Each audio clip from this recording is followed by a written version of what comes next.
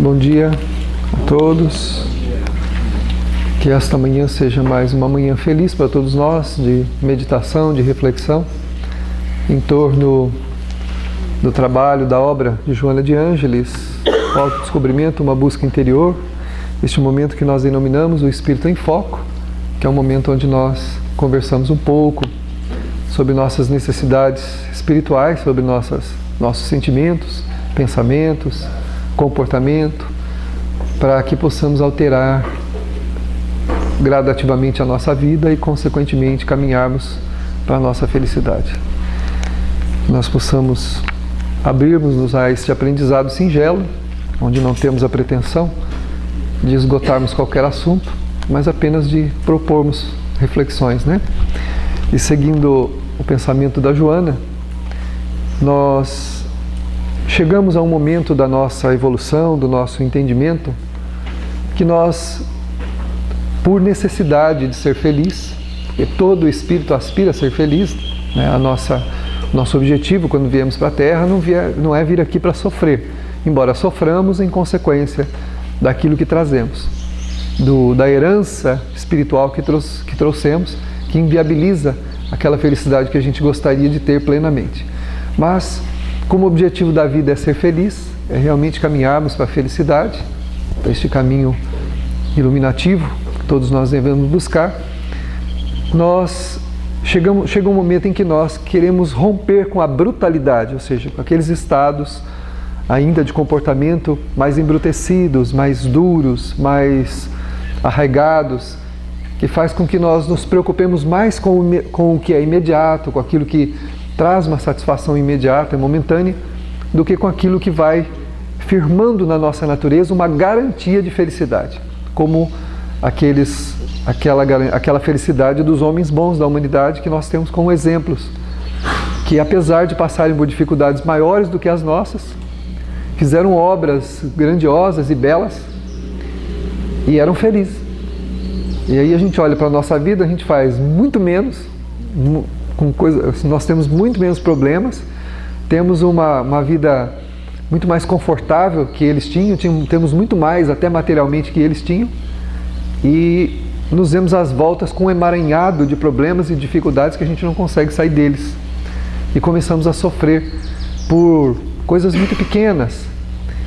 Claro que para aquele que experimenta o sofrimento, aquela dificuldade é grande, porque o seu emocional, a sua natureza, ainda não apropriada àquele enfrentamento, acha que aquele enfrentamento é uma coisa incomum, né? E maior do que todo mundo. De fato, para quem experimenta o sofrimento, para ele o seu sofrimento lhe parece o maior do mundo, por falta de resistências emocionais para isso. Nós não temos as resistências que nós deveríamos ter para os enfrentamentos que nós precisamos. Quando eles chegam, a gente sucumbe com muita facilidade, caindo muitas vezes na revolta, ou na ira, né? Na raiva, e desencadeando aí uma série de outros sentimentos menos dignos, que está ligado mais aos estados de brutalidade da nossa natureza do que aos de angelitude que nós temos que buscar para ser feliz. Então a gente age muitas vezes com muito mais brutalidade, dando mais vazão às paixões, a tudo aquilo que é mais inferior na nossa natureza do que aquilo que pode nos elevar. Porque na verdade a gente quer as coisas do jeito que a gente gostaria que elas fossem. E só para a gente entender alguma coisa, a vida nunca vai ser como nós gostaríamos que ela fosse. O que nós desejamos, a forma como nós enxergamos, não é a forma real, porque a nossa visão espiritual é distorcida. Então nós não enxergamos as coisas com clareza. Do lado de lá se vê com mais clareza. Quando a gente está no mundo espiritual e a gente olha para a Terra, a gente tem uma visão um pouco mais ampliada. E aí a gente pede, direciona algumas coisas, mas quando chega aqui, os enfrentamentos, dessas situações que nós mesmo planejamos para nós, eles se tornam às vezes cargas quase insuportáveis para serem carregadas, para serem direcionadas. Então a Joana, nesse capítulo que fala sobre a força criadora, ela vai falando sobre isso, né? Que a resolução para o autoconhecimento faz-se acompanhar do desejo de transmutar os sentimentos servis em emoções sutis, que compensam a ausência dos choques de brutalidade. Ou seja, hoje nós somos muito mais assolados pelos choques que a brutalidade ainda da nossa natureza propõe, e nós chegamos ao momento em que nós queremos experimentar sentimentos e sensações mais sutis, mais delicadas. Chega um momento que a gente deseja. Então nós estamos num momento muito propício na humanidade a buscar essas emoções mais sutis, mais delicadas. Mas para isso nós temos que alterar completamente a nossa visão da vida, os nossos sentimentos, o nosso pensamento, porque sem isso nós continuamos ainda amarrados, guindados a este processo que nos puxa para o imediato, para o agora, né? Que faz com que o nosso orgulho ainda impere na nossa natureza de tal forma que os espíritos venerandos, no Evangelho segundo o Espiritismo, consideram o orgulho e o egoísmo como as duas maiores chagas da humanidade. São feridas imensas que o homem traz na alma, que impede ele de enxergar as coisas com clareza, né? Nós não enxergamos com clareza pela quantidade do orgulho ainda que graça na nossa natureza. Parece um exagero os espíritos dizerem, né, que o mal ainda predomina na humanidade. Mas basta observarmos a humanidade, nós vamos ver que isso ainda é verdade.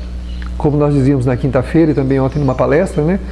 Claro que os espíritos venerandos dizem que na humanidade nunca se fez tanto bem, nunca se amou tanto, nunca se fez tantas coisas nobres, tantas coisas belas em benefício da humanidade. É claro, se nós olharmos por toda parte, a gente vai ver essas obras. Mas ainda de maneira imiscuída, bastante arraigada, o mal ainda predomina. Se nós olharmos para as dores, para os desastres que ainda imperam em toda parte. Agora, a gente quer a transformação do mundo. A gente quer que o mundo melhore para a gente ser feliz. E quando os espíritos e a doutrina espírita propõem, nós não vamos conseguir mudar o mundo ou ter um mundo feliz. Nós é que mudaremos. Nós é que mudaremos. E ao mudarmos, naturalmente, exportaremos essa mudança para o mundo. E aí o mundo será um mundo melhor. Sem mudança, sem alteração do comportamento, ninguém conseguirá galgar degrau de paz, de tranquilidade, de felicidade, de resolução de problema algum. A mudança tem que acontecer dentro de nós. Não tem mudança exterior.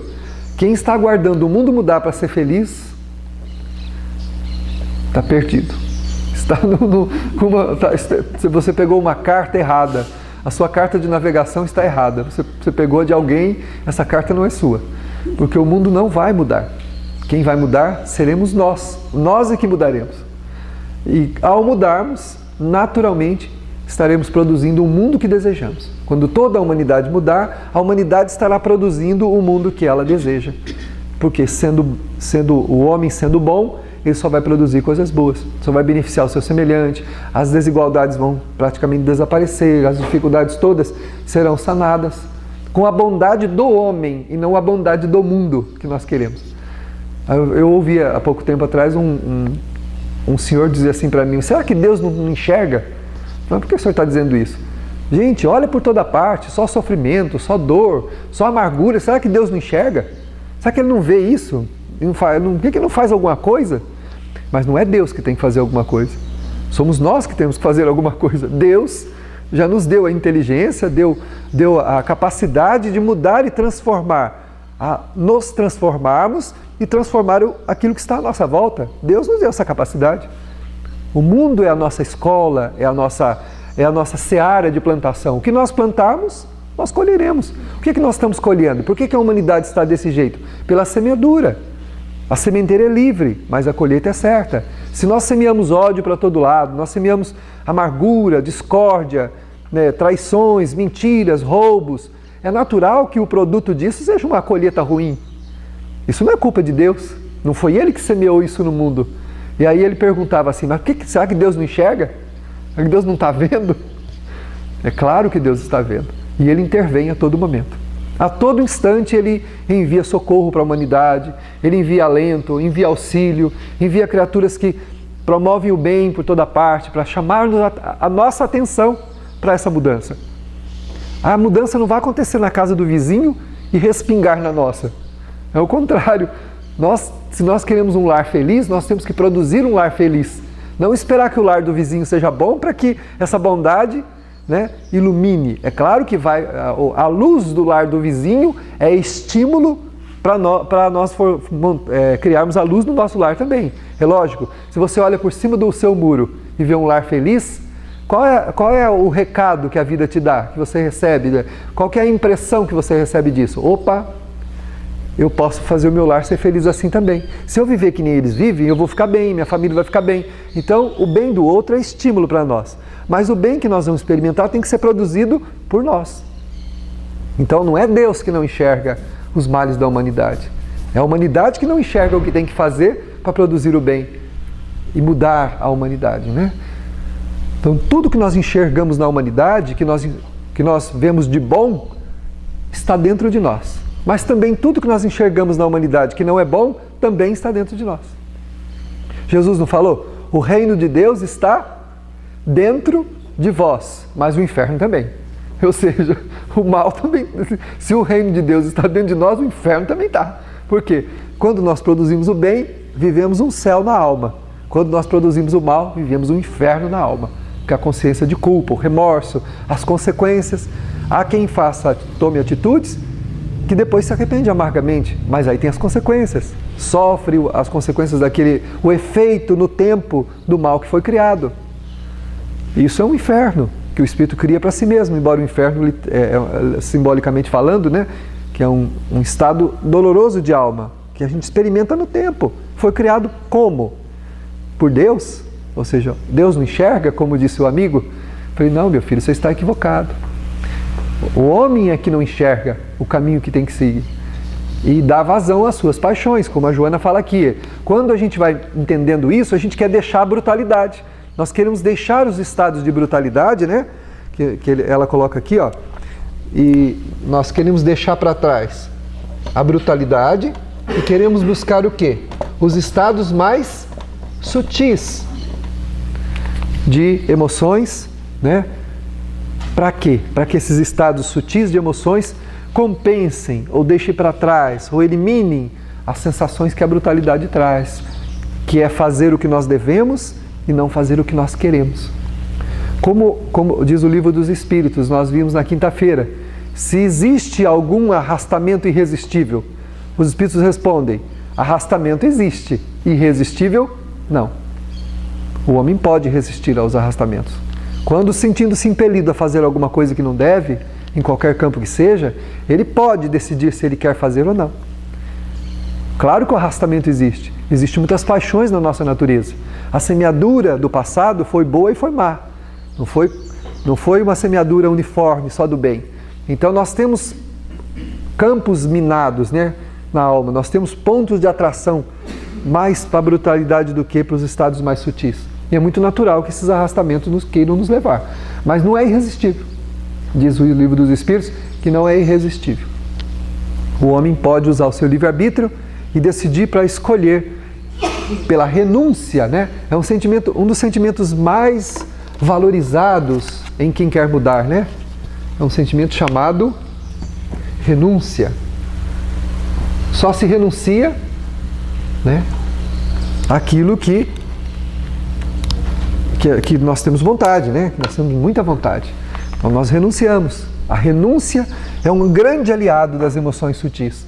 Porque renunciando ao desejo, à vontade de fazermos e caminharmos por caminhos negativos, nós atingimos patamares de mais tranquilidade, de mais serenidade. Na hora é difícil. Depois, quanta gente a gente escuta falar assim, ai, que bom que eu não fiz tal coisa.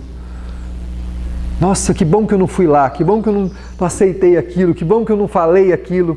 Ou seja, a pessoa, ela reflete depois e verifica o quanto foi bom não ter dado vazão à sua brutalidade, né? Porque quando alguém me ofende, qual é a vontade que a gente tem imediatamente? Não é? A pessoa taca um prato no chão e quebra, a gente tem vontade de quebrar o resto na cabeça dele, não é? A pessoa, plá, quebrou um prato aqui no chão com raiva. A vontade é pegar o restante que sobrou e ó na cabeça dele. Tum, um por um, né? Quebrar tudo, como diz o caipira, na ideia dele. Mas aí, isso é a brutalidade. É o sentimento, as paixões, o orgulho, né? Que toma conta da nossa natureza. Fala, quem é você para me afrontar? Como disse Maria Dolores, a nossa indagação uma vez, ela me disse assim, o que você acha que você é para achar que você não pode ser ofendido? Estava eu lamentando, né? Nem estava reclamando da ofensa, estava lá meio triste porque eu ouvi uma coisa que não foi muito agradável, né? Aí ela perguntou assim, você tá triste? Eu disse, eu estou ainda administrando aí uma situação que não foi muito agradável. Ela disse, uma ofensa? É, senhora, uma ofensa.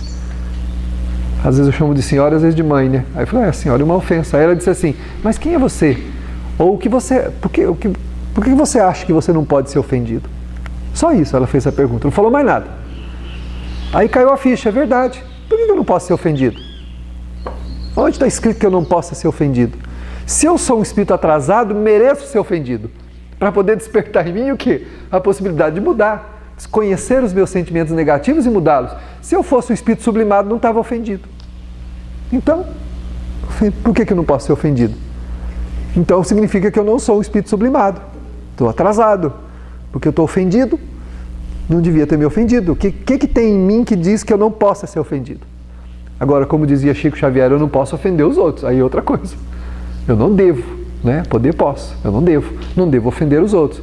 Porque ao ofender os outros, eu crio distonias na minha relação com o meu semelhante, que podem durar muito tempo, né? Até que eu reconquiste aquela alma, até que eu consiga me harmonizar com ela outra vez. Mas ser ofendido não tem problema. Porque a ofensa, quando nós somos ofendidos, agredidos, magoados, feridos, é um tratamento de beleza para a alma. Ser ofendido é um tratamento de beleza para a alma. Ser ultrajado, olha a colocação de Jesus. Ora por aquele que te persegue, por aquele que te calunia, por aquele que fala mal de você, por aquele que não te quer bem. Ora por ele. Você vê, Jesus ele deu a receita de beleza, né? Tratamento de beleza. A gente vai Outro dia eu passei em frente de um salão de beleza, a hora que eu olhei para dentro, quase que eu saí correndo. A mulher parecia um Frankenstein, ela estava com o cabelo desse tamanho, com um negócio preto colado, tudo na cabeça, o rosto com a máscara, só tinha as duas bolas do olho e a boca de fora. E ela ainda sorriu, a hora que eu passei. Quase que eu corri sem olhar para trás, né? O tratamento de beleza da alma é mais fácil. É muito mais fácil. Porque ao contrário de colocar máscara, tenho que tirar a máscara. Esse é muito melhor, não é? Não precisa ficar lá todo com aquela coiseira desse tamanho e depois o cabelo murcha, né? Fica pequenininho, tudo. Aí o olho tudo arrumadinho, o rosto. Não precisa pôr, tem que tirar. O tratamento de beleza para a alma é tirar as máscaras, arrancar, né? É tirar. Não é pôr máscaras. Então é mais fácil. Mas como nós somos orgulhosos, é mais difícil. Porque eu não quero revelar quem eu sou. Preciso ficar atrás da minha máscara. Vai que as pessoas descobrem quem eu sou, e aí? Como é que eu vou viver? Como é que eu vou ser respeitado? Como é que vão me enxergar? Isso não é importante. Como disse a benfeitora, por que você acha que você não pode ser ferido? Ser ferido é uma das melhores coisas que pode nos acontecer. O que não pode acontecer é ferir os outros. Aí a gente não pode. E quando a gente fere os outros, aí a gente coloca uma máscara difícil de ser tirada. A máscara da hipocrisia, né? Onde a gente convive com os outros pacificamente, mostrando ser bom, quando no fundo guarda muitas máscaras de mágoa, de ressentimento, de ódio, de rancor, que vão ficando sobrepostas, uma sobre a outra, para a gente poder mostrar uma faceta que na verdade a gente não é. E não sendo quem somos, não cresceremos assim.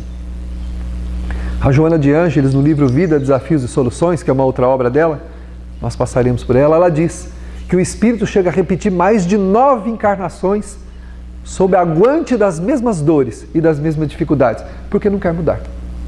Eu não quero tirar. Então tá bom, fica aí, grudado. Aí uma vida, outra vida, outra vida, outra vida, e as coisas não andam. E a gente reclama e reclama e reclama. Vocês sabiam que Deus não escuta reclamação? Ele não escuta. Pode reclamar à vontade, Deus não ouve reclamação. Deus não castiga, Deus não pune. Não pune. Ele sabe que muitas das nossas lamentações não têm sentido algum. O teu menininho de 2 aninhos chega lá e você tem uma lâmina, uma faca, afiada dos 2 lados, que corta até fio de cabelo no meio, no longitudinal. Na transversal não. E ele quer a faca para brincar com os amiguinhos dele lá. E ele pede, papai, aponta. Você vai dar a lâmina para ele? Claro que não. E aí ele esperneia, aí ele chora, ele faz birra, aí ele cata o brinquedinho que taca na parede. Aí você fica olhando para ele e fala assim, ó. Não dá. Por isso que muitas das nossas lamentações não passam disso. Da gente querer o que não pode. Aponta lá. Eu quero. Deus fala assim, não. Nenê não pode. Nenê de 50 anos, 60 anos, 70 anos, 80 anos, 90 anos. Deus fala assim, não, nenê não pode. Tá lá, cabecinha branca, o nenê. É nenê. Né? E aí vai. Deus fala assim, não, isso aí não pode. Então nós precisamos aceitar os impositivos da vida como tratamento para as feridas da alma. Agora, a gente precisa ser melhor, para a gente começar a experimentar as doces e sutis sensações da paz, da harmonia, da tranquilidade, da felicidade relativa que os Espíritos dizem que a gente já pode ter na Terra.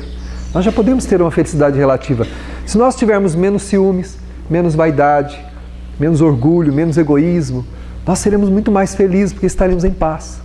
Só a paz no coração já vale por uma vida assim, cheia de coisas e aflito. Porque não adianta ter um monte de coisa, ter tudo que a gente quer e aqui dentro vivemos aflito, amargurado, sofrido, angustiado, né? Não adianta. Primeiro temos que nos melhorar para ver um mundo melhor. E aquele que melhora não vê mais as coisas tão ruins assim no mundo. A única coisa que ele vê são irmãos doentes que ele quer ajudar. Como é que vocês acham que um médico enxerga o hospital? Ele enxerga o hospital como um lugar onde ele vai para tentar auxiliar as dores de quem está ali. Ele não vê o hospital como uma coisa ruim. Todo mundo passa na frente do hospital, Deus me livre de entrar ali. Nossa, que coisa feia, ai que coisa ruim. Ali só tem coisa ruim. O médico não vê assim. O médico, ao entrar no hospital, ele vê o quê? Ele vê um lugar onde tem um monte de gente doente que precisa de ajuda. Que ele vai ajudar, que ele vai trabalhar. Ele não olha para aquilo e vê aquilo como uma coisa horrível, ruim, né? O hospital, nem Deus me livre de hospital. Não é assim que o homem vê. Quando nós mudarmos a nossa ótica espiritual, melhorando, nos deixando a brutalidade, nós vamos ver um mundo diferente. Ao invés de ver um bandido, um assassino, um mentiroso, um corrupto, um ladrão, a gente vai olhar todo mundo doente.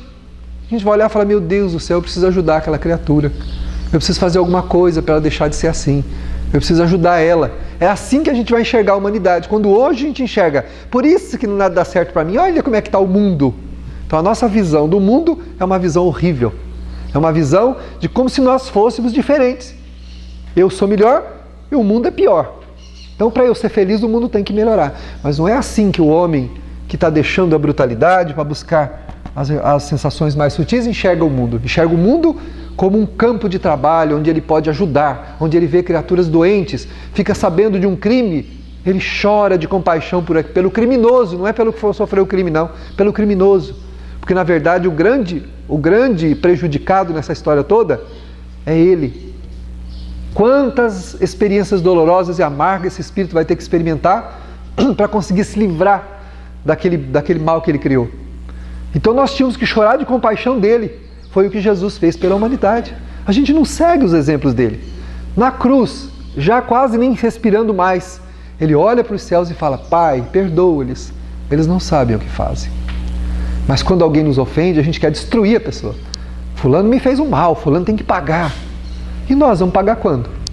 Os nossos débitos espirituais. Ou será que a gente acha que a gente é inocente? Que a gente nunca feriu ninguém, nunca magoou? Se Deus nos permitisse abrir a cortina do tempo, a gente ia falar, muito obrigado, Senhor, pela vida, viu? Muito obrigado, né? Tá tudo bom, tá tudo tranquilo. Porque o homem bom, ele tem essa visão, ele tem uma visão diferente de dos males do mundo, de como a humanidade está doente, né? As pessoas não são monstros, são doentes. São doentes que precisam de compaixão, de misericórdia, de ajuda. A melhor forma de você ajudar aqueles os grandes males é fazendo o bem. Quando você faz o bem, você vai diluindo o mal em si mesmo e também vai diluindo o mal à sua volta. Vai irradiando o bem para estimular os homens bons a trabalharem pelo bem. Agora, se eu ficar revoltado com o mundo, com a sociedade, com as coisas como elas estão, eu estou irradiando um mal também. E esse mal vai colaborar com o mal do mundo. E eu não vou ajudar o mundo. Eu vou ser mais um peso na contabilidade divina, né, para tentar sanar as contas deste planeta. Ou seja, as contas nossas do nosso planeta ainda estão tudo no vermelho. E eu posso piorar essa contabilidade fazendo o quê? Produzindo mal. Para eu, né, oferecer um quanto lá, não precisa ser muito, mas eu não tenho dinheiro. Jesus na porta do templo lá, no gasofilaço, a viúva não deu uma moeda só? E quem Jesus falou? Quem que deu mais? Todo aquele povo que jogou aquele monte de dinheiro? Ou foi ela que deu uma moedinha? Jesus falou que foi ela. Porque eles deram do que estava sobrando, para desencargo de consciência, para comprar Deus. Ela deu por misericórdia, por compaixão de quem iria usar aquele dinheiro. Esqueceu-se dela mesma. Esse é o bem que nós temos que produzir. Quando a gente conseguir fazer isso, nós estamos colaborando para a melhoria do mundo e também com a nossa própria melhoria, alterando os campos emocionais, vibrando, irradiando o bem. Não adianta querer que o mundo melhore sem que essa melhoria parta de nós. A visão que nós temos do mundo é uma visão distorcida. Nós temos visão errada do nosso pai, da nossa mãe, da nossa família, do trabalho, das coisas, da nossa própria vida. Porque a visão é uma visão ainda distorcida. Armando, pode falar. Você ia falar alguma coisa? Você falou da gente ser ofendido, que a gente se acha orgulho que transforma essa área. Mas vamos supor, tá? Eu estou dando um exemplo seu, não quer dizer nada, tá? Você se sentiu ofendido, tá? Mas se a pessoa te falou uma verdade, veja bem, tá? Por isso acontece nas casas, tá? Você chega com um filho e fala assim, você está totalmente errado no que você está fazendo. Aí, eu deveria falar, como pai eu deveria falar, claro. Como um amigo, como uma pessoa estranha, eu deveria ficar quieto? Não, deve falar. Aí a pessoa fala assim, mas você me ofendeu. Aí, olha só o que acontece. Isso acontece naturalmente. No seu caso, como você falou. Vamos supor que a pessoa, como eu falei, chegou para você, você não tem o direito, imagina, tá? Não sei como foi, de fazer isso, tá? Se sentiu ofendido. Mas e se a pessoa falou aquilo no sentido de ajudar? De ajudar. Tá. Evangelho segundo o Espiritismo. A pergunta, devemos revelar o mal de outrem? Lá no capítulo do Evangelho segundo o Espiritismo, resposta de São Luís, né? Ele fala assim, depende. Se você vai procurar alguém para revelar o mal dela só pela satisfação de expor o mal dela, está errado. Mas se você vai procurar alguém para revelar o mal com o intuito de auxiliá-la e de que ela seja melhor, de que aquilo beneficie ela, é um dever. Aí o que ela vai entender, o que ela vai interpretar é um problema dela. Se ela te acatar, você ganhou um amigo e ajudou ela a resolver o problema. Se ela não acatar, o problema é dela. Agora ele fala também que ao fazer isso, nós não podemos esquecer de fazer uma coisa, de aplicar aquele conselho a nós mesmos, verificar se na nossa vida também, de alguma maneira, nós não temos alguma coisa parecida, que também tem que mudar. Mas ele fala que pode, é um dever, que a caridade manda cumprir. Revelar a alguém que alguma coisa que ele está fazendo não é uma coisa boa, não tem problema. Aí a interpretação da pessoa é um problema dela, né? Eu fico na dúvida seguinte, muitas vezes isso aconteceu comigo, tá? Você fala alguma coisa, você vai em casa. E a pessoa não gosta, né?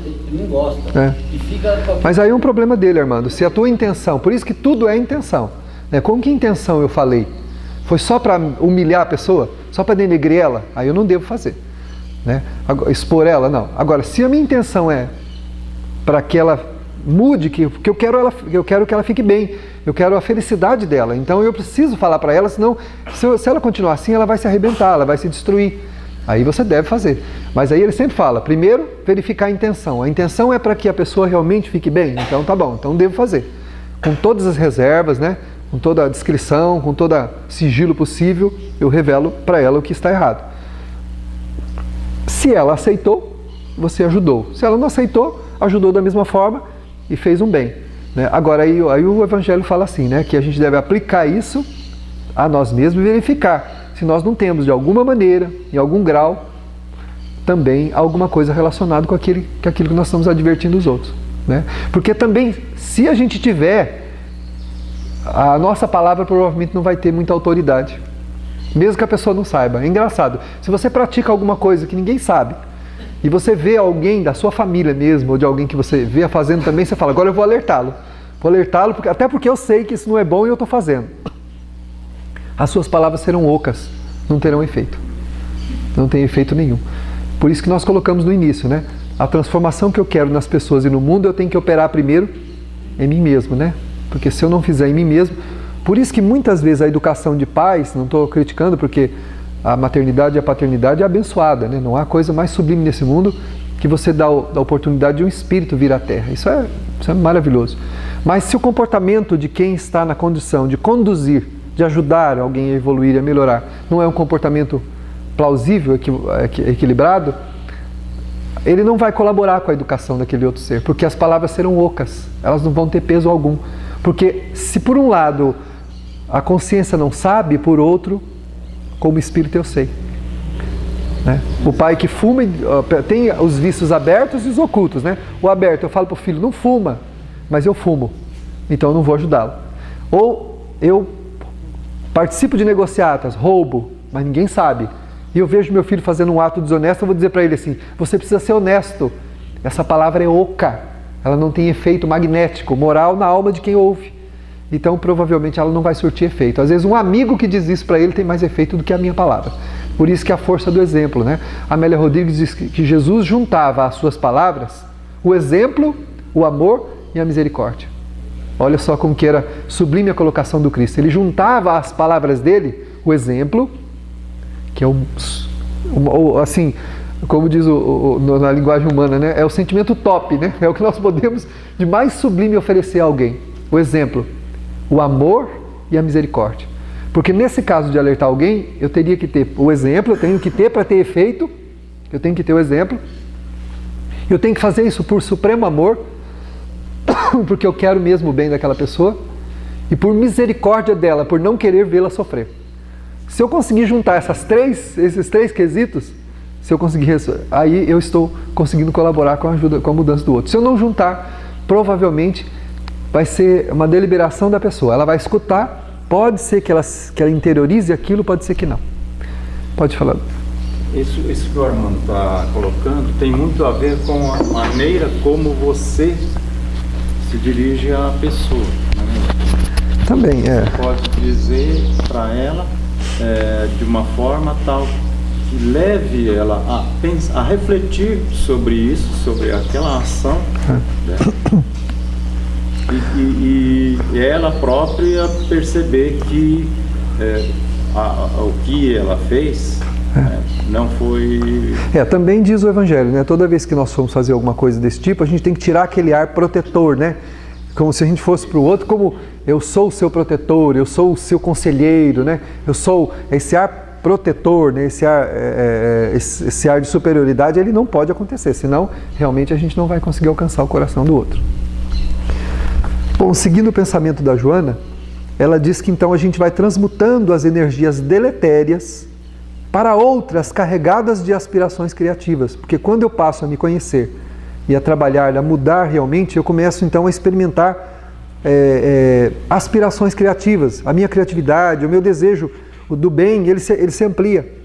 E até a vida como um todo fica melhor. A gente consegue enxergar o que não via antes. Né? A gente fica mais criativo, mais perceptível. Né? Perceptivo, né? A gente percebe mais as coisas quando entra nesse estado de alma. Porque nós somos deuses. Jesus falou, vós sois deuses. Ou seja, nós temos em nós propriedades divinas que fomos criados por Deus. Então tem coisa que nós nem imaginamos que podemos fazer e podemos. Quando nossa mente está livre de qualquer condicionamento, de qualquer servilismo, né, às paixões, que é a brutalidade. Por exemplo, uma pessoa que use droga, possivelmente ela vai ser uma pessoa obliterada. De uma visão de vida muito curtinha, muito estreita, porque ela embrutece as suas faculdades, as suas percepções encolhem e vão cada vez pior. A pessoa vai entrando, virando um caramujo. Ela vai, é como a tartaruga faz, quando você cutuca ela vai para dentro, você só vê uma casca, né? Só vê o casco ali, ela sumiu. O usuário, por exemplo, da droga, o usuário da mentira, o usuário da desonestidade, o usuário da maledicência, o usuário de todos os males que graçam tranquilamente na natureza da pessoa sem que ela cuide disso, faz com que ela embruteça e ela vai perdendo as percepções mais delicadas e não vai percebendo à sua volta, não percebe que está destruindo a própria família. A pessoa que tem uma paixão embrutecida, ela não percebe que está destruindo a própria família. destruindo a própria felicidade dela, destruindo o próprio ninho de luz que ela criou, destruindo a própria caminhada. Não percebe. Porque ela vai embrutecendo, vai perdendo as percepções. Ela vai se clausurando dentro de si mesma.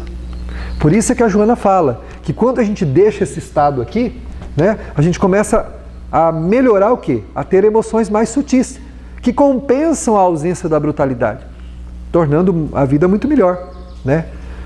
Transmutando energias deletérias em aspirações criativas. A pessoa começa a ter ideias a respeito da vida dela que ela não tinha antes. Nossa, mas se eu for por esse caminho, vai me trazer isso. Se eu fizer aquilo, vai me trazer mais alegria, né? Conheci um senhor que é alcoólatra, era amigo do meu avô. E ele bebeu até os 65 anos, mais ou menos. 65, 70 anos ele bebeu. Aí bebeu muito. E ele vivia na própria família, caído para lá, caído para cá, caído para lá, caído para cá. Foi vizinho de propriedade no sítio do meu avô, depois mudaram para a cidade, ficaram perto também. Eles conseguiram colocá-lo na associação antialcoólica, né? Ajudaram, até que foi que, com um sufoco muito grande, ele deixou de beber. Em menos de 5 anos, depois que ele deixou de beber, ele revelou-se um exímio marceneiro. Ele produzia peças, móveis e coisas que a gente ficava olhando e falava, meu Deus, mas onde estava esse talento? Uma pessoa que viveu dependente a vida inteira, que viveu à margem da vida, sobrecarregando a família, sobrecarregando aqueles que estavam à sua volta, e ele se revelou um exímio marceneiro. E ele disse que aquela capacidade, aquela sabedoria a respeito da marcenaria foi alguma coisa que o pai dele, que era marceneiro, ensinou para ele na infância e juventude. Enquanto ele era criança, trabalhava com o pai, e o pai deixava ele fazer algumas coisas, depois ele ficou jovem, o pai ensinou ele a lavrar madeira, a fazer isso, fazer aquilo. Quando ele atingiu a maturidade, ele abandonou tudo e tornou-se um perdido. Acabou casando também, teve filhos e tal, mas viveu à margem da vida, só bebendo, não se preocupando com a vida dele, bebendo, e para lá e para cá. Quando ele deixou a bebida, ele voltou e retomou de onde ele parou. Olha que interessante, ele voltou e retomou a vida dele de onde ele parou. Ou seja, né, a infância, juventude, maturidade. Aí deu um pulo. Com 68 anos de idade, ele voltou e retomou o que havia deixado parado aqui atrás. E era um exímio marceneiro. Produzia coisas belas, bonitas. Então as percepções de quem deixa a brutalidade para as emoções mais sutis, elas são muito grandes. O espírito ele manifesta quadros de percepções incompreensíveis, que a gente fala, meu Deus, de onde saiu esse talento, né? De onde saiu essa capacidade? Estava atrás da brutalidade, escondido. O espírito vai se embrutecendo, não raciocina mais, é como na escola, né Popim? O aluno começa a usar usuário de droga, ou então fumar, aquela coisa toda, ele começa a não ter mais qualidade intelectiva, né? Qualidade intelectual. Ele vai perdendo, ele já não... As coisas básicas ele não consegue mais fazer. Vai deixando para trás, né? E a gente vai percebendo que a percepção vai diminuindo. Então, é muito notório. Se a gente for olhar na nossa vida, nós vamos ver, assim, quadros muito, muito interessantes disso, né? Sai dos impulsos da animalidade para as conquistas da angelitude. Então, a pessoa deixa aqueles quadros de animalidade, né? Que é onde ele vai se comportando, não como um animal, porque tem animal que se comporta melhor do que a gente, né? Ou seja, o estado, né, de animalidade. Animaliza-se, perde os privilégios da razão. Olha só, não é que o animal é desprezível, é que o animal não tem raciocínio como nós temos, né? Ele não participa da fase superior da razão como o homem, que já sabe que existe, sabe quem é o outro. O animal não sabe. Mas o homem, ele animaliza-se, ou seja, ele se retroage aos estados de inconsciência da sua própria vida, que é a que o animal tem. Ele é inconsciente quanto à própria vida, como nós compreendemos a vida. Ele não entende a vida como nós compreendemos. Então, o homem volta a esse estado e perde a consciência da própria vida. E vai, embrutecido, perdendo a oportunidade de tirar da vida o que ela tem de mais belo. Já ouviu uma pessoa dizer para outra, onde você encontra a alegria de viver? Na minha vida, uai, mas a sua vida é uma porcaria. Vixe, que animador. Mas a sua vida é uma porcaria. Onde você encontra a alegria de viver? Aí A pessoa olhou, não respondeu. Se ela não conseguiu ver, você acha que palavras vão traduzir o que ela sente pela própria vida e é alegre, feliz? Não tem jeito. Tipo dizendo assim, meu filho, o dia que você estiver no lugar que eu estou, você vai entender porque que a minha vida é boa.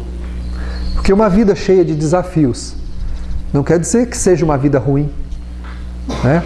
De forma alguma. Problemas são desafios que a vida nos propõe para nós crescermos. Não quer dizer que a vida seja uma porcaria porque nós temos problemas. Né? Quem não queria problemas errou o endereço do planeta lá quando pegou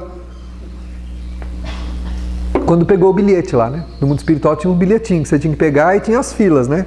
Essa fila aqui vai para a Terra, essa aqui para o planeta Z28K38F, essa aqui para o planeta não sei o quê. Se você pegou o bilhete, né, da catraca da Terra, meu filho, a Terra é assim, né? A Terra é mais ou menos por aí.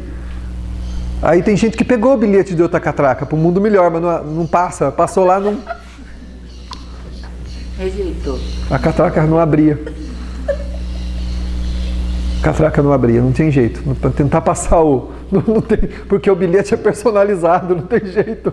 Tem um código de barra, que o código de barra é formado por números e valores da alma do sujeito. Então, cada pauzinho daquele ali, né, que tem no código de barra, representa um sentimento. Enquanto não der aquele número de sentimento com aquela qualificação, o bilhete não passa lá. Passa lá e está mentiroso, a catraca não lê. Não tem jeito, não vai. Então não tem como errar. Se a gente veio para cá, meu filho, é aqui mesmo. É aqui onde a gente tinha que estar. Não tem um mundo melhor para nós, por enquanto. Nós temos que melhorar aqui. Aí, né, qualificados e com mais palitinhos no código de barra, né, a gente vai conseguir passar numa catraca do mundo superior, né? Não fica lá, né, os palitinhos, né? Enquanto não der os números de palitinho certo, nada feito.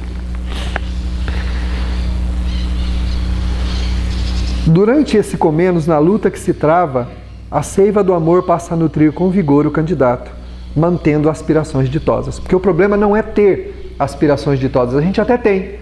Fala, ai, que vontade de fazer a caridade. Passou. Passou. Né? Nossa, hoje me deu uma vontade de ir lá no centro ajudar, fazer uns negócios. Aí chega na hora do almoço, almoça, já vai dando um desânimo, não sei, mas eu estou com sono. Eu acho que eu estou muito cansado. Antes de trabalhar eu preciso descansar. Não estou bom. Aí vai para a cama. Acabou a aspiração. Até tem, né? Mas passa rápido. Né? Acabou. Depois acorda, ai meu Deus, eu queria tanto ir. Eu tinha tanto ter ido, né? Oh, mas o cansaço, né? Engraçado, se aparecer alguém e falar, vamos jogar futebol, vai dar um ânimo. Olha, meu filho, né? Vamos fazer tal coisa? Dá, ó. A pessoa, se for para alguma coisa, para o nosso interesse, dá um ânimo danado. A gente levanta 3 horas da manhã, 2 horas, 1 hora. Se tiver que levantar 5, 6 horas, 7 horas para estar às 8 horas numa atividade aqui no centro, não sei porque coloca essa atividade tão cedo assim. 8 horas da manhã, 8 horas da madrugada, isso é hora de colocar atividade? Engraçado, 2, 3 horas, 4 horas para ir fazer uma viagem, né? Para ir para uma festa, para ir para Rio Preto, né? Sara até dor de cabeça. Sara dor de cabeça, né? Mas você não estava com uma dor danada no calcanhar? Não sei, não lembro mais, não estou sentindo nada. E vai para Rio Preto. A dor some. Né? Mas para levantar às 8 horas da madrugada, para vir numa atividade, é ruim. Não dá certo, não sei.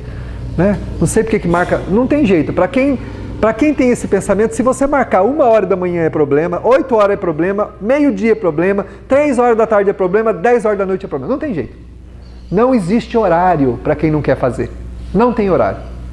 Para quem não quer se comprometer, não existe horário. Não tem horário. Todo horário que você arrumar, a pessoa vai ter uma desculpa. Porque a disponibilidade, quem tem que produzi-la somos nós. Eu não acho que... Eu não elejo uma série de providências na minha vida que eu acho que são importantes, e um horário, né, que eu acho importante. Por que eu não posso também eleger dentro desses compromissos um momento para as minhas atividades espirituais, para auxiliar meu semelhante? Eu vou do outro lado do mundo fazer um curso, uma pós-graduação, fazer um mestrado, alguma coisa, um doutorado, né, um aperfeiçoamento. Eu fiz doutorado na Alemanha, enche a boca, na Alemanha, né? Que doutorado você fez com o teu semelhante? Você ajudou alguém? Você se aproximou de alguém para tentar fazer alguma coisa por ele? Você falou alguma coisa que produziu um bem-estar no coração de alguém? O que você fez? Não, eu fiz doutorado na Alemanha. Pois é. Aí a gente arruma tempo, arruma uma né?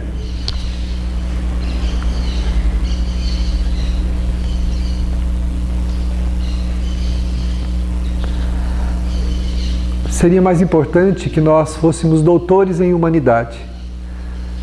Quando conseguíssemos entender a complexidade do comportamento humano, as dores dos nossos semelhantes, e nos propuséssemos auxiliá-los na medida que nos fosse possível, ganharíamos os maiores títulos que a criatura humana pode conceber, porque são desses títulos que nós retiraremos a nossa felicidade. Não é dos graus de intelectualidade que nós possamos absorver deste mundo de provas e expiações onde nos encontramos, onde viemos mais para valorizar os outros do que para sermos valorizados, mais para construirmos um caminho de luz para que aqueles que vivem em trevas pudessem encontrar uma forma de se conduzir. Mas sem esta esperança, o que vale a vida? Onde encontrarmos sentido para a própria felicidade? Neste interim, é importante observarmos que Jesus deu à humanidade o título mais sublime quando nos ensinou que Deus é Pai.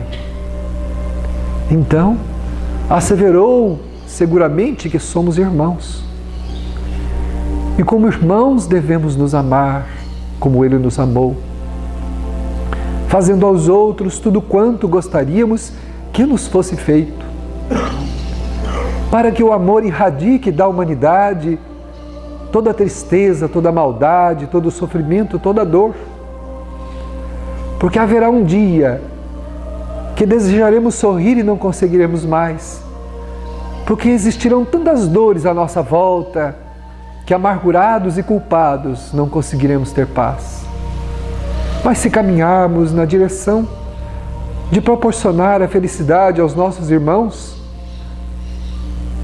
títulos amorosos serão conferidos à nossa alma e nós seremos felizes, mesmo em meio às dores, porque não há mais nada que seja tão triste quanto sentir-se inútil, inoperante, inconveniente diante da indiferença à dor alheia. Pensemos no convite amoroso de Nosso Senhor, que nos chamou à reconciliação, ao amor, ao perdão, para que assim pudéssemos ser felizes. Que Ele nos abençoe nesta manhã de paz, conferindo-nos a alegria de viver, sobretudo de trabalhar, de crescer, para o bem de todos, ensejando a paz.